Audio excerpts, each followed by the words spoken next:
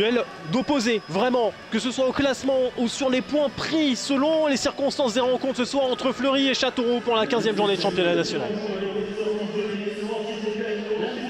Mais on les aime bien, ces chocs-là aussi, qui ont des tendances avant-match assez particulières et dont les révélations au cours des parties sont parfois radicalement différentes. Ne serait-ce que par le 11 de départ que chaque entraîneur peut nous proposer. Commençons donc par le 11 de Fleury qui nous est concocté ce soir par David Vigne.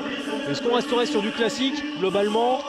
Oui. Oui, bien que Ganoun prenne la pointe avec Kevin Farad ce soir, Bindin, Omsa sur les côtés. Ce milieu renforcé, densifié, Lefebvre Hervieux qui vous plaît bien depuis quelques semaines reconduit.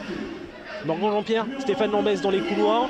Un banc plutôt dense aussi avec le retour de Johan Leméoté, des arguments offensifs. L'équipe de Fleury qui ce soir, dans ses contours, sur le papier, paraît quand même suffisamment armée pour enfin gagner à Robert Bobin. Châteauroux que l'on imagine avec cette défense à 3 actions, puisque Gonçalves, Coembo sont alignés, mais aussi Kelo, Diarra, Magassa, peut-être renforcer cette défense qui a été en souffrance sur les dernières rencontres. Attaque de points confiée à Piquion, titularisation de Corentin Jean, milieu toujours avec Boinoun Trinquer. Il y a des réajustements quand même, mais qui semblent plutôt pour aller mettre un peu plus de densité, d'impact dans cette équipe. De la densité mais aussi de l'expérience hein, avec Corentin Jean, Diarra derrière. En effet on essaye aussi d'amener cette expérience qui manque peut-être et qu'on n'a clairement pas vu sur les 2 dernières sorties des Castelroussins. Enfin, gagner à domicile dans ce stade pour Fleury, c'est la marotte de cette phase aller. Une victoire oui, mais c'était dans son stade, son vrai stade, pas son stade de repli pour le championnat national.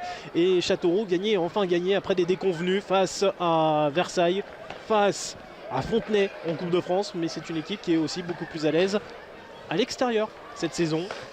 Méfiant sur ces dynamiques-là. Le changement de jeu à l'instant sur le côté droit proposé par Corentin Jean était d'une extrême pertinence comme ce centre fort qui certes ne trouvera que les gants du grand portier de 2,02 m. 5e minute, Kyle Ganoun, premier coup de pied de coin. Combinaison avec Omsa, ballon fort devant le but du gauche, déjà contré, Colombo tente de redresser avant d'avoir un dégagement tant bien que mal, mais dégagement tout de même. Lefebvre demande le ballon, relais dans le couloir. C'est là que je vous dis que les positionnements sont effectivement très compliqués dans ce couloir. Et à raison, Fleury attaque de ce côté, belle sortie de la vallée, quoique il doit s'y reprendre à 2 temps. 1-2 avec Trinquer.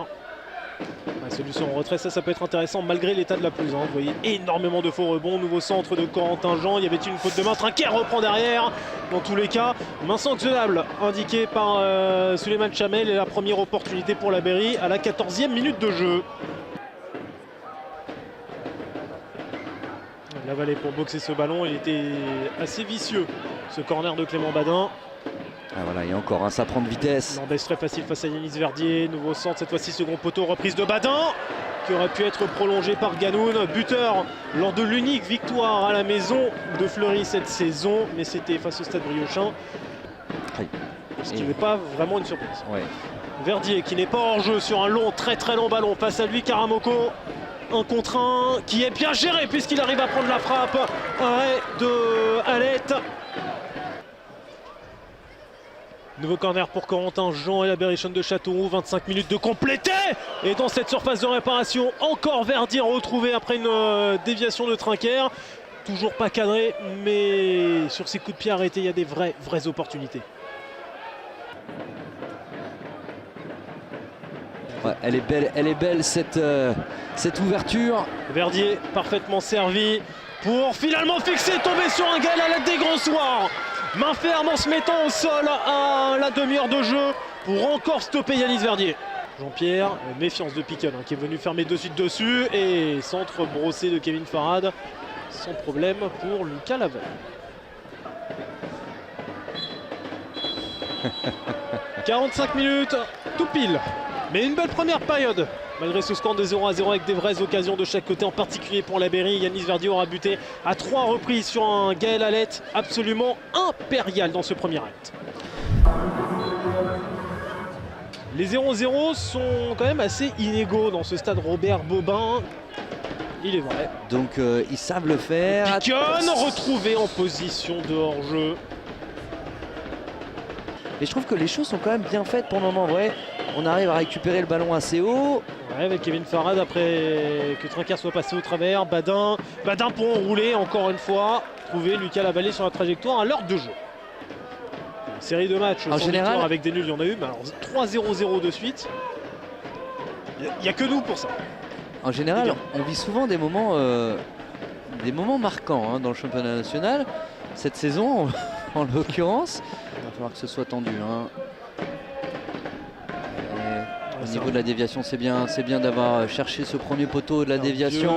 C'est Hervieux qui vient contrer ce ballon. Temps additionnel étant pas dans le temps réglementaire, mais à la discrétion de l'arbitre. Peu importe. Tentative tentée, non cadrée. Chaque personne du FC Fleury. Vote, il y avait une hésitation. Il y avait une grosse hésitation. Atab en profite. Deuxième minute du temps additionnel. Le centre d'Atab. Colombo, pas forcément dans le meilleur sens non plus.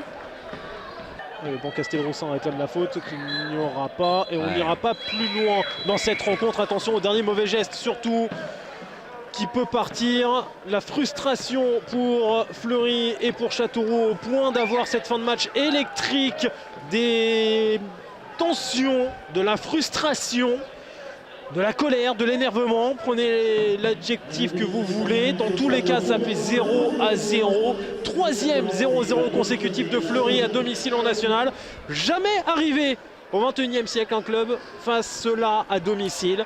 Ça fait certes des points, ça ne fait pas de victoire, mais pour Châteauroux, ça montre aussi qu'il y a assez de caractère pour relever la tête après l'élimination, somme toute humiliante, de Coupe de France au 8e tour face au Vendée Fontenay Foot.